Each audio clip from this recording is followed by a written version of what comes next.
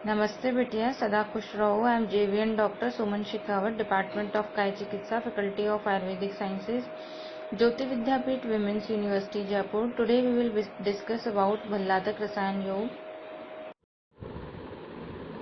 भल्लातक रसायन। अगर भल्लातक रसायन की निर्माण विधि देखें तो 10 उत्तम भल्लातक को 8 गुना जल में 1/8 भाग शेष रहने तक पकाएं। अब इसे छानकर दूध मिलाकर मुख को घृत लिप्त करके पिलाएं। इसके बाद प्रतिदिन क्रमशः 1-1 भल्लातक बढ़ाते जाएं, जब तक कि संख्या 30 तक न पहुंच जाए। तत्पश्चात प्रतिदिन क्रमशः 1-1 भल्लातक घटाते जाएं, जब तक कि संख्या पुनः 10 तक न पहुंच जाए। इस विधि के अनुसार 1000 भल्लातक का सेवन करना उत्तम कहा गया है। पथ्य इसमें मधुर एवं स्निग्ध द्रव्य, दूध एवं घृत आदि को इसमें पथ्य बताया गया है। अगर हम अपथ्य देखें तो धूप सेवन, उष्ण तीक्ष्ण पदार्थों का सेवन, यह अपथ्य कहा गया है। नोट: भल्लातक अत्यधिक उष्ण होता है, इसलिए ग्रीष्म ऋतु व पित्त प्रकृति पुरुषों में इसका सेवन निषेध है।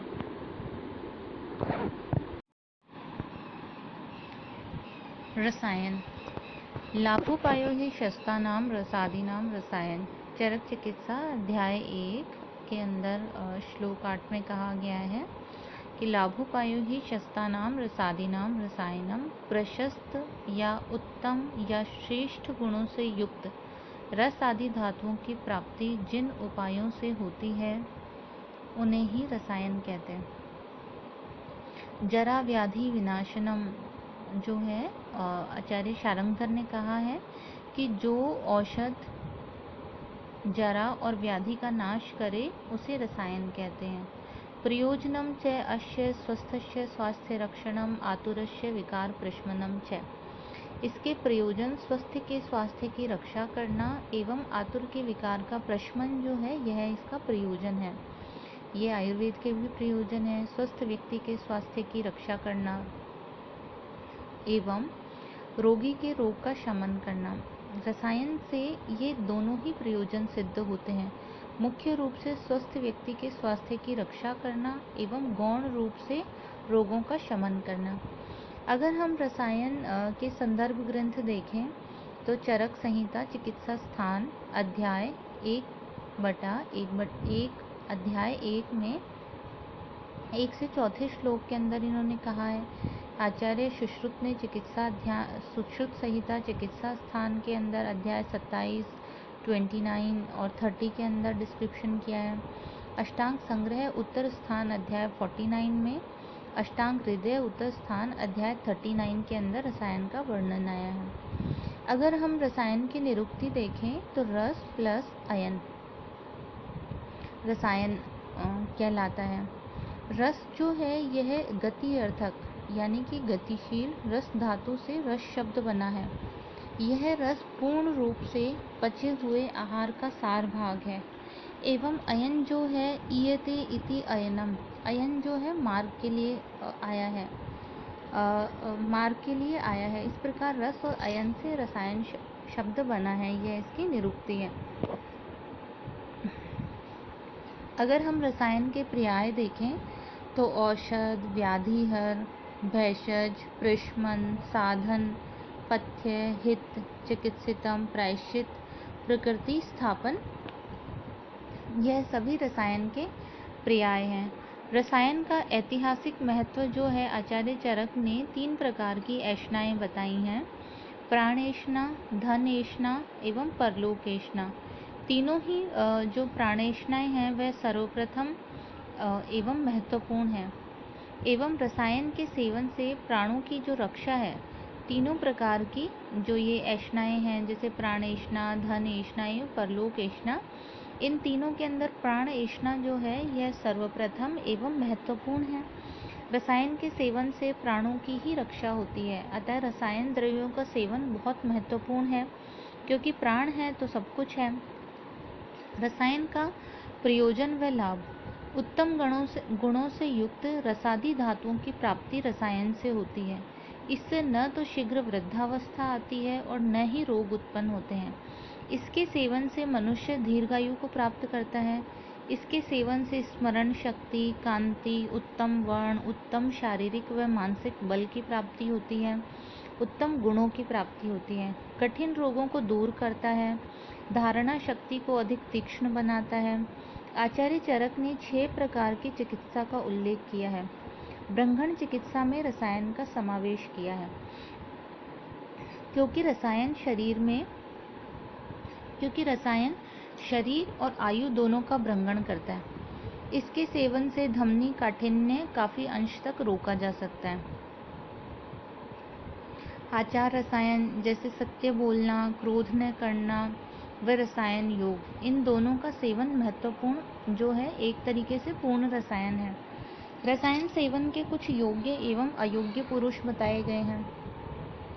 अगर रसायन सेवन के अयोग्य पुरुष की बात करें तो जो अनात्मवान है या आलसी व्यक्ति है, दरिद्र व्यक्ति, प्रमादी, व्यसनी, पापकृत, भैषज अपमानी, पापी, पतित, शुश्रूषु यानी कि श्रद्धा रहित, इस प्रकार के जो हैं पुरुषों को रसायन के अयोग्य बताया गया है।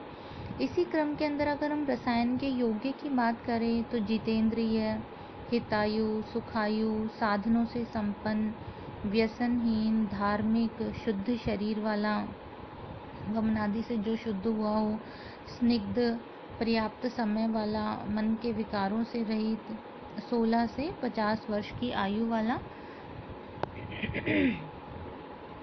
रसायन सेवी बताया गया है। अगर हम रसायन के प्रकार देखें तो रसायन के प्रकार कार्य भेद से 2 प्रकार के, भैषज भेद से 2 प्रकार के, प्रयोजन भेद से 3 प्रकार के एवं प्रयोग भेद से 3 प्रकार के बताए गए हैं।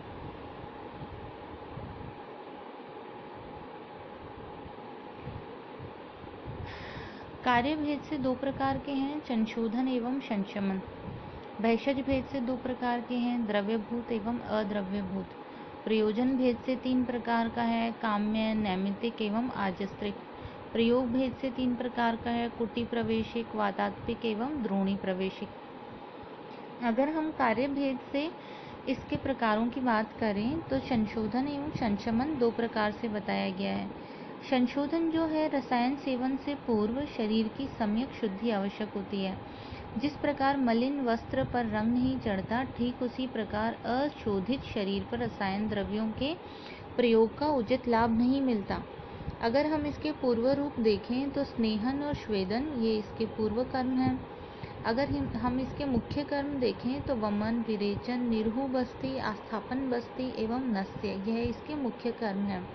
और इसके पश्चात कर्म देखें तो संसर्जन कर्म, मंडपेय, विलेपी आदि। इस प्रकार शरीर की सम्यक शुद्धि होने के पश्चात ही रसायन सेवन करना चाहिए। संशमन की अगर बात करें तो विषम दोषों को सम अवस्था में लाना ही संशमन है। यह 7 प्रकार का होता है, पाचन, दीपन, उपवास, तृषा, व्यायाम, आतप सेवन एवं वायु सेवन।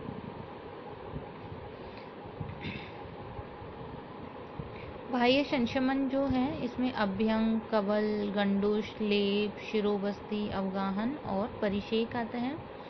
संशमन रसायन योग अगर हम देखें तो आमल रसायन, पुनर्नवा रसायन, तिल रसायन आदि। भैषज भेद से रसायन 2 प्रकार का बताया है, द्रव्यभूत रसायन एवं अद्रव्यभूत रसायन। द्रव्यभूत जो है, इसमें द्रव्यों का प्रयोग किया जाता है, जैसे कि हरितकी, आमल की, दशमूल, पिप्पली, हरिद्रा, चित्रक, शतावरी, अश्वगंधा आदि। अद्रव्यभूत देखें तो इसमें द्रव्यों का प्रयोग नहीं होता, जैसे आचार रसायन, संतोष, पवित्रता, यम, नियम, आसन, ध्यान, सद्वाक्य आदि। प्रयोजन भेद से प्राणकामीय, प्रयोजन भेद से जैसे काम्य रसायन, नैमित्तिक रसायन, आजस्त्रिक रसायन बताए गए हैं। काम्य रसायन में प्राणकामीय, ब्राह्म रसायन, आम्लक रसायन, पिप्पली रसायन, शंख पुष्पी रसायन, मेधा आयुष्कामी रसायन आदि बताए गए हैं। नैमित्तिक रसायन अगर हम देखें तो इसमें धात्री रसायन, अमृता रसायन, त्रिफला रसायन, खदिर रसायन, मेद्य रसायन एवं ब्राह्मी घृत बताए गए हैं। आजस्त्रिक रसायन जो है, इसमें दुग्ध, घृत, फल, अन्न, शीतल जल, शंख पुष्पी रसायन, ब्रह्मचर्य, अहिंसा आदि बताए गए हैं। प्रयोग भेद से जो है इसका एक कुटी प्रवेशिक मेथड है। यह इंडोर पेशेंट के लिए इंडोर मेथड है। जैसे कि कुटी प्रवेशिक जो है इसमें उचित लंबाई, चौड़ाई, ऊंचाई वाली, मोटी दीवारों वाली, प्रकाश युक्त, सभी ऋतुओं के लिए अनुकूल कुटी का निर्माण कराना चाहिए। शरीर की सम्यक शुद्धि कराकर आचार्य के अनुशासन के अनुसार कुटी में प्रवेश कराना चाहिए और रसायन द्रव्यों का सेवन कराना चाहिए। यही कुटी प्रवेशिक रसायन है।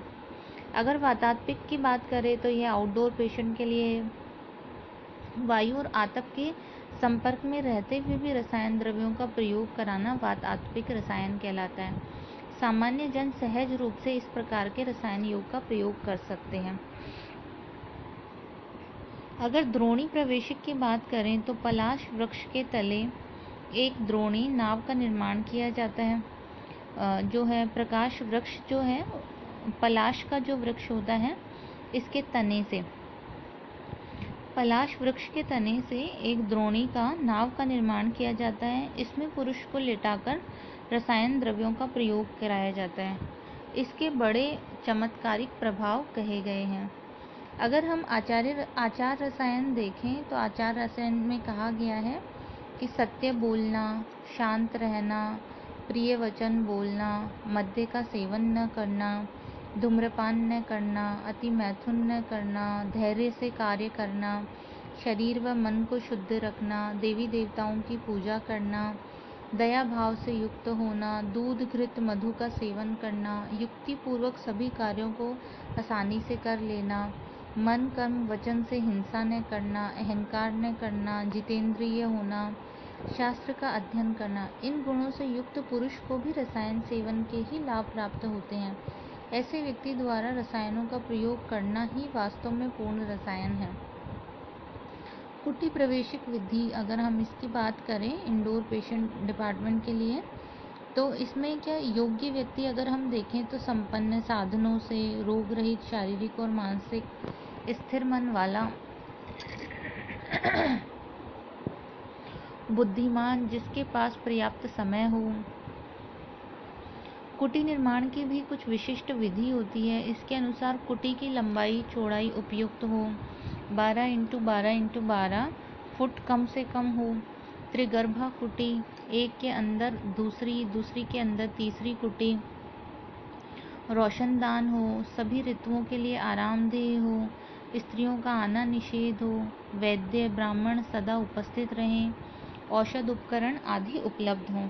अगर हम इसका स्थान देखें तो जहाँ पुण्य आत्माएं रहती हों, भय रहित हो, पूर्व उत्तर दिशा में कुटी का निर्माण करें।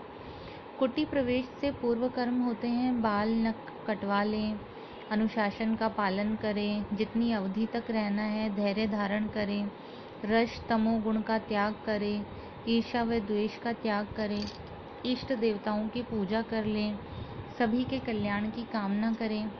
कुटी प्रवेश करने का काल एवं विधि, जब सूर्य उत्तरायण में हो, शुक्ल पक्ष की उत्तम तिथि हो, उत्तम नक्षत्र हो, शुभ मुहूर्त हो, देवता गुरु और वैद्य का पूजन करके प्रवेश करें।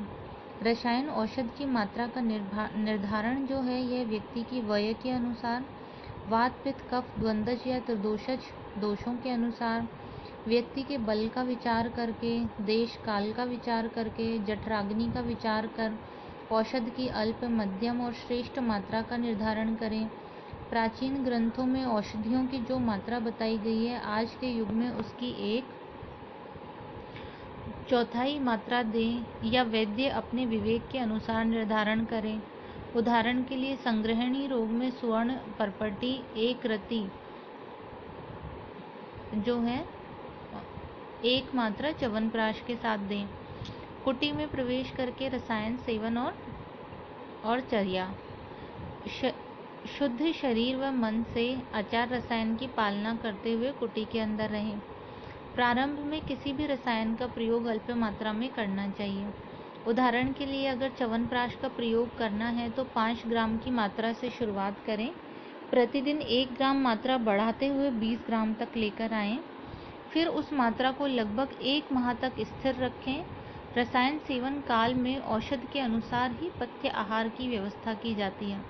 कुछ औषध के सेवन काल में केवल दुग्ध आहार बताया गया है, जैसे चतुर्थ आम्लक रसायन सेवन काल में घृत, दही, मधु, तिल कल का सेवन बताया गया है। कुछ रसायन सेवन काल में अन्न ग्रहण करने का विधान है, जैसे साठी चावल का भात, दूध देना आदि। यदि रसायन सेवन केवल प्रातः काल किया जाता है तो उसके पच जाने पर अर्थात साय काल में एक बार ही भोजन करना चाहिए। जो रसायन सेवन प्रातः और साय दोनों समय दिए जाते हैं तो भी रसायन पच जाने पर उचित भूख लगने पर ही भोजन करना चाहिए। कुटी से बाहर निकलकर रसायन सेवन काल के बाद आहार विहार के नियम। जिन रसायन सेवन काल में केवल दूध का निर्देश हो उनमें संसर्जन क्रम कराना चाहिए। पहले लघुतम, फिर लघुतर और फिर लघु आहार देना चाहिए। रसायन सेवन काल के बाद प्रथम दिन 10 ग्राम लाजमंड एवं 250 ग्राम जल में पकाएं मिश्री के साथ। दूसरे दिन 20 ग्राम लाश पेय 250 ग्राम जल में पकाएं। फिर तीसरे दिन 50 ग्राम अघनी चावल की विलेपी। चौथे दिन 100 ग्राम अघनी चावल की पतली खीर। पाँचवें दिन 150 ग्राम अघनी चावल की खीर। छठे दिन 200 ग्राम अघनी चावल का भात, घृत एवं दूध। सातवें दिन जो है 250 ग्राम अघनी चावल का भात, मूंग की दाल व सब्जी। अन्न की मात्रा जैसे जैसे बढ़ती जाए वैसे वैसे दूध की मात्रा कम करते जाएं। जब अन्न के लिए पूरी भूख लगे तो दूध की मात्रा सामान्य कर दें। तत्पश्चात रुचि के अनुसार शाकाहार या जांगल मांस का सेवन कर सकते हैं। जिन रसायन का सेवन काल में